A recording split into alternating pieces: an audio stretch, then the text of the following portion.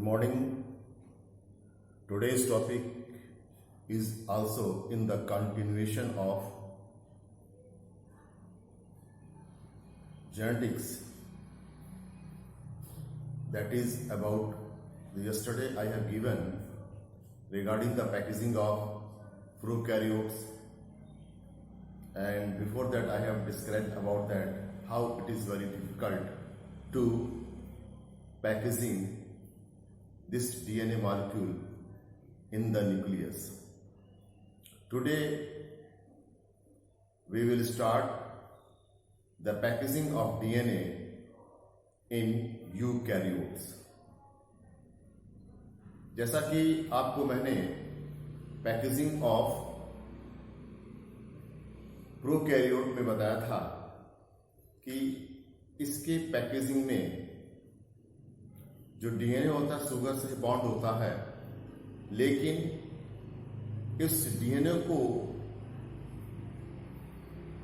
Rap होने के लिए, मतलब कि इसका जो डीएनए जो होता है वो जहां पर रैप होता है वो हिस्टोन का बना नहीं होता है, वो एक नॉन हिस्टोन प्रोटीन होता है प्रोकैरियोट्स में, जिसे हम पोलामाइन्स कहते हैं, और उसी पे वो पोलामाइन्स पॉजिटिवली चार्ज होता है और डीएनए नेगेटिवली चार्ज होता है और उस पे वो रैप होता है। जिसका एक टर्म्स दिया गया था प्रोकैरियोट्स में, न्यूक्लियोइड्स या गोनोफोर कहा गया था। वो भी बड़ी लंबी कहानी थी इसकी। 1.36 मिलीमीटर को एक छोटे से रेंज ऑफ द न्यूक्लियस में पैक्ड होना था। It was also very difficult process of the packaging, but the nature has given such type of structure. Today आज जो टॉपिक है वो पैकेजिंग ऑफ यूकैरियोट्स है। इसके बारे में आपको ऑलरेडी मैंने मेंशन किया है यहां पर कि जो हमारा डीएनए जो होता है, मतलब कि यूकैरियोट्स का, उसका पैकेजिंग को कैरी करने के लिए वो भी तो काफी बड़ा होता है। मेरा जो डीएनए होता है 2.2 मीटर का होता है और उसको पैक्ड होना है 10⁻⁻⁶ न्यूक्लियस के अंदर पैक्ड होना है। तो उसको पैक्ड करने के लिए, हमारे डीएनए को पैक्ड करने के लिए न्यूक्लियस के अंदर आर्जिनिन और lysine rich positively charge histone protein पाए जाते हैं। फिर से रिपीट कर रहा हूं कि हमारा डीएनए जो है it is negatively charged and it is 2.2 meter, and for the packaging this DNA that is 2.2 meter is carried out with the help of arginine and lysine rich amino acid histone. These histones are positively charged and there are 5 types: H1, H2A, H2B, H3 and H4. There are 5 types of positively charged arginine rich histone protein present in our nucleus which assist in packaging of our DNA.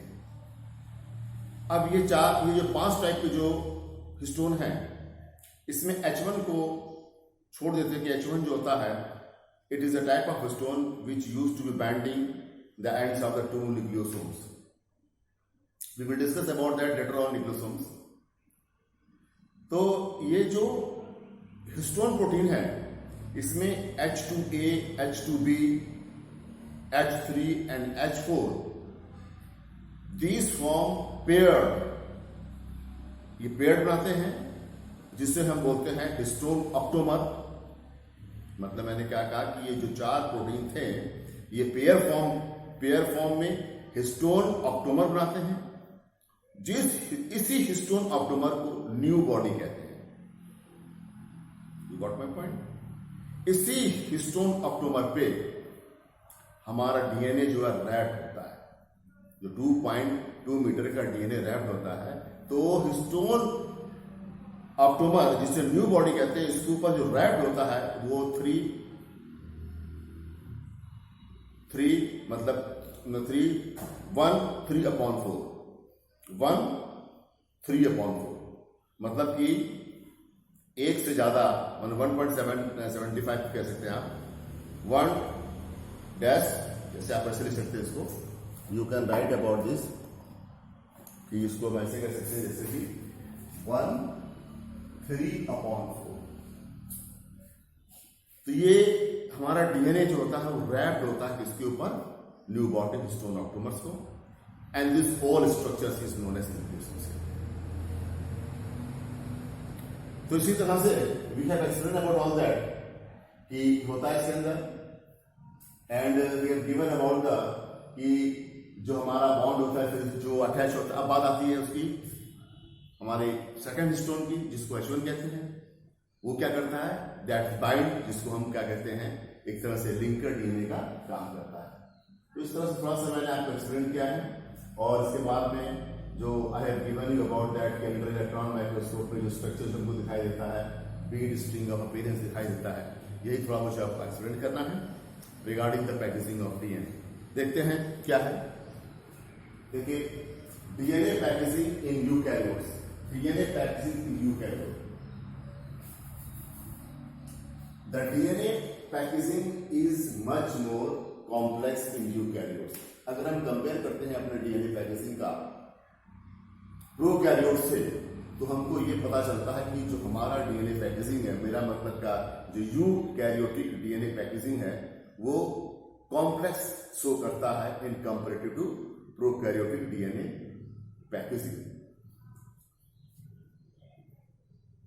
And is carried out by a set of positively charged basic protein, जिसको histone कहते हैं। वही मैंने कहा कि जो हमारा DNA के पैकेजिंग को कौन कैरी करता है, वो कैरी करने का काम करता है हमारे न्यूक्लियस में present basic protein, basic amino acid, जो आर्जिनिन और लाइसिन टाइप के अमीनो एसिड से रिच होते हैं, वही हमारे डीएनए पैकेजिंग को करने में हेल्प करता है। ये क्या है कि and is carried out by a set of positively charge basic protein that is histone.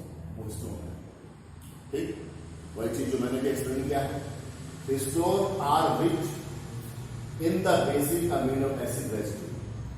जो हिस्टोन हमारा है, जो कि that is carried out in our DNA packaging, that are rich in the amino acid, those amino acid is arginine and lysine. Arginine और lysine से वो amino acid क्या होता है, रिच होते हैं। दूसरी बात भी देखा गया है, विद चार्ज साइज चेन, मतलब कि उसमें भी जो चेन बनाते हैं they have a charge that they, because they are positively charged, they are charged size chain. They are positively charged, they are charged size chain.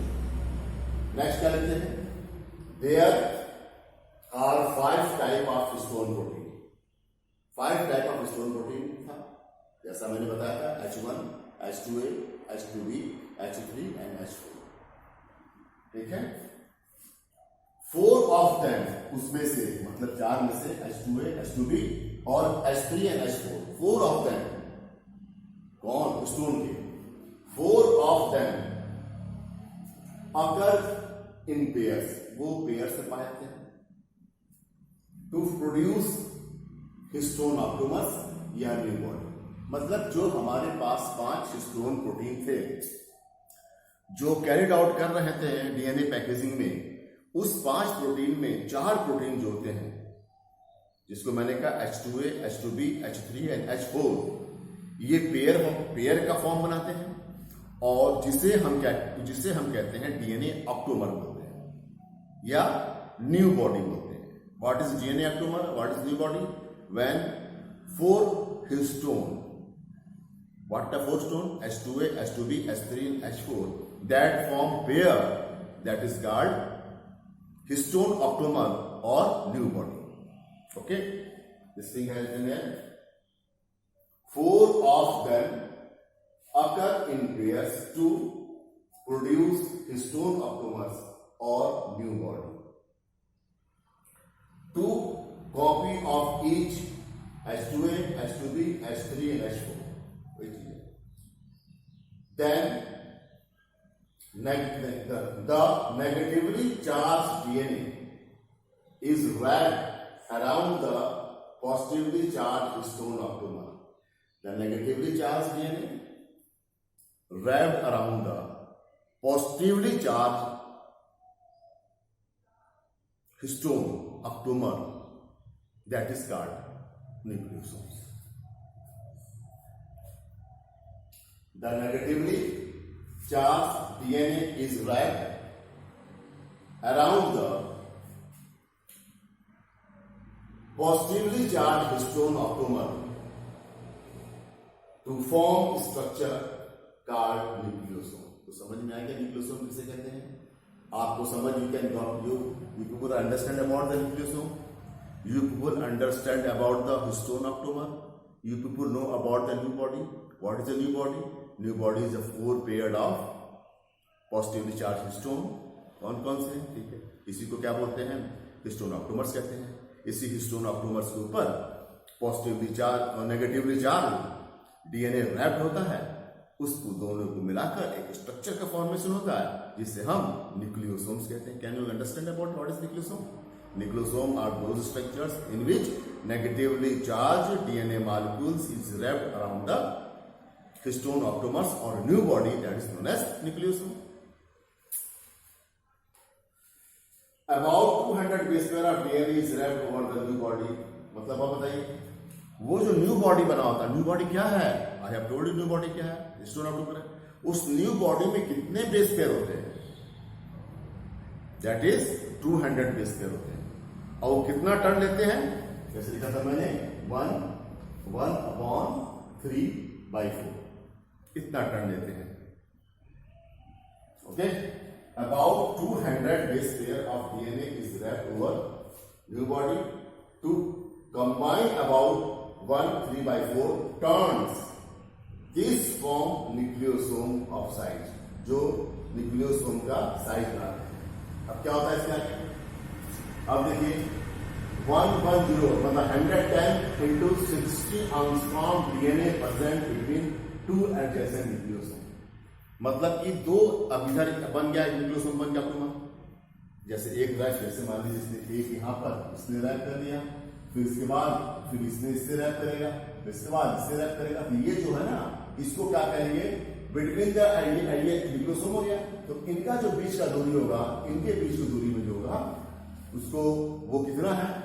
110 मतलब 110 मल्टीप्लाई बाय 60 एंगस्ट्रॉम डीएनए जो होते हैं, इतना डीएनए प्रेजेंट होते हैं. कितने होते हैं? 110 मल्टीप्लाई बाय 60 एंगस्ट्रॉम जो होते हैं डीएनए प्रेजेंट होते हैं इनमें between the 2 adjacent nucleosome.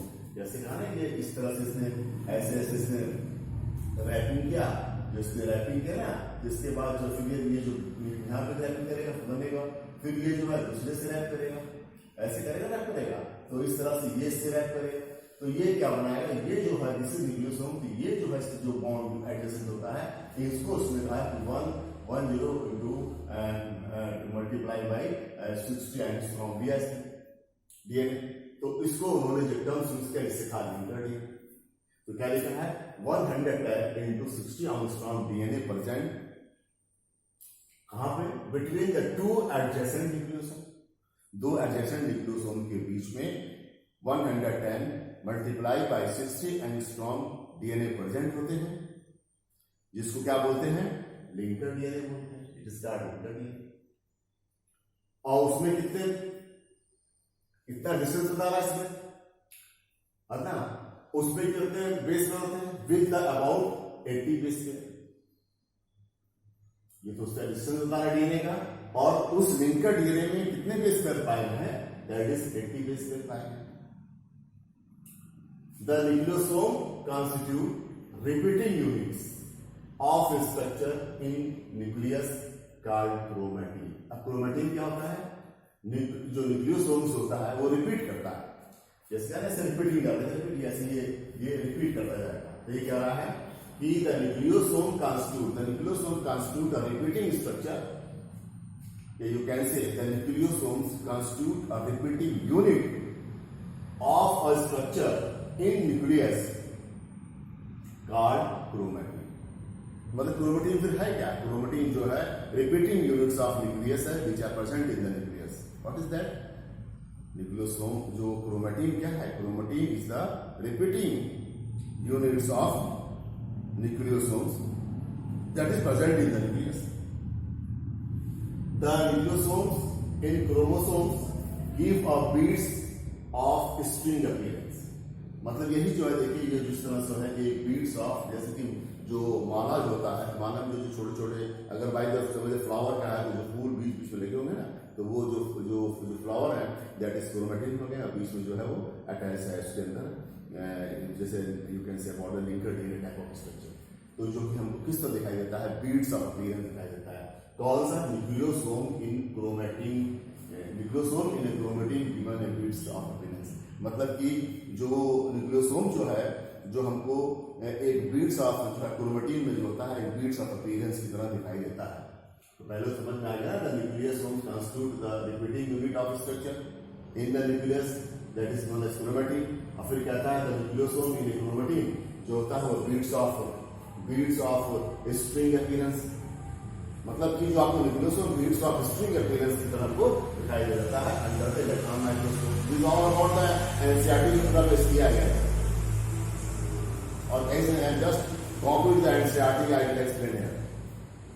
The nucleosome further coils to form a solenoid और क्रोमेटिन फाइबर्स। न्यूक्लियोसोम में फर्दर क्वाइल जाता है, फिर फर्दर क्वाइलिंग जाता है जो एक टाइप का स्ट्रक्चर बनाता है जिसे हम कहते हैं सोलेनॉइड या क्रोमेटिन फाइबर कहते हैं। इट हैज डायमीटर, इसका डायमीटर कितना होता है? 30 नैनोमीटर होता है इसका, जो बीट्स लाते हैं। The chromatin fibre further coiled condensed हो जाकर सेल डिवीजन के मेटाफेज में क्रोमोसोम्स के फॉर्मेशन करते हैं। यही लिखा है इसके अंदर कि it has a diameter 30 nanometre and chromatin fibres further coiled and condensed at metaphase stage of cell division to form chromosomes. The packaging of chromatin at high level, अब थोड़ा सा बताया है कि packaging of protein at high level require additional set of protein are referred as non histone chromosomes. मतलब ये कह रहे हैं कि अब जो थोड़ा हाई लेवल पर जो पैकेजिंग होता है डीएनए का, उसके लिए कुछ अलग से एडिशनल प्रोटीन चाहिए जिसका नाम है non histone chromatin. The packaging of chromatin at high level require additional set of protein are referred as NHC protein. The chromatin is differentiated into two regions। अब क्रोमेटिन को डिफरेंशिएट किया गया दो रीजन में on the basis of staining property. क्या है वो? Euchromatin और heterochromatin. Euchromatin and heterochromatin are the chromatin structure which are distinguished on the basis of staining. तो यहां पर मैंने कुछ जो है हेट्रोक्रोमेटिन के प्रॉपर्टीज दे दिए हैं और मैंने यूक्रोमेटिन के प्रॉपर्टीज दे दिए हैं, क्योंकि जो मैंने हेट्रोक्रोमेटिन के प्रॉपर्टीज दिए हैं इसी का जस्ट अपोजिट जो है यूक्रोमेटिन की प्रॉपर्टीज है। तो एक आप याद करेंगे, इसका जस्ट अपोजिट इसको आप यूक्रोमेटिन में लिखिएगा। तो क्या है heterochromatin? It is densely strained region. मतलब हेट्रोक्रोमेटिन जो होता है काफी, मतलब कि इसके अंदर स्ट्रेंथ बहुत ज्यादा रहता है, लेकिन इसमें क्या होगा? इट इज डेंसली है, इट इज लूजली कह सकते हैं, लूजली स्ट्रेन्ड रीजन। इसमें कहते हैं जैसे कि इसमें लिखा है हेट्रोक्रोमेटिन में it is densely strained region heterochromatin में, तो यहां क्या लिखेंगे? It is loosely strained region. दूसरा क्या है, क्रोमेटिन डेंसली पैक्ड। भाई हेट्रोक्रोमेटिन में क्रोमेटिन डेंसली पैक्ड है तो उसमें क्या लिखेंगे, क्रोमेटिन इज लूजली पैक्ड, इसमें लिखेंगे यूकैरियोटिन। थर्ड है ट्रांसक्रिप्शनली इट इज इनएक्टिव, और उसमें क्या लिखेंगे, transcriptionally active.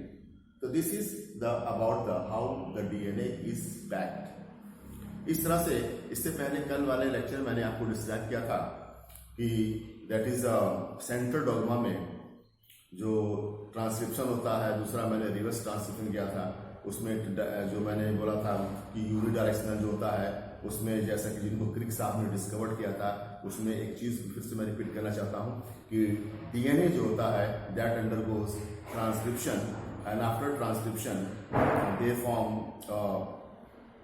RNA and RNA will undergoes to form a protein through the translation process.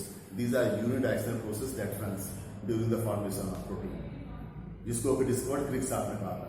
दूसरा जो चीज जो था जिसको डिस्कवर किया जिसका नाम था रिवर्स ट्रांसक्रिप्टेज।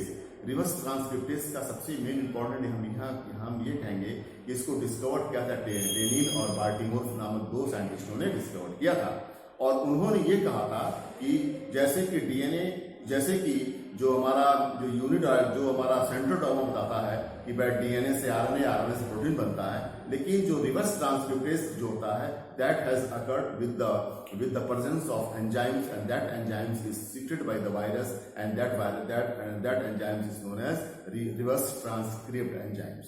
ये रिवर्स ट्रांसक्रिप्ट एंजाइम क्या करता है, ये डीएनए से तो आरएनए बन गया, डीएनए ने तो पहले आरएनए बना दिया, फिर आरएनए जो है वो डीएनए को बनाएगा, इसीलिए इसको बोला है रिवर्स ट्रांसक्रिप्टेज।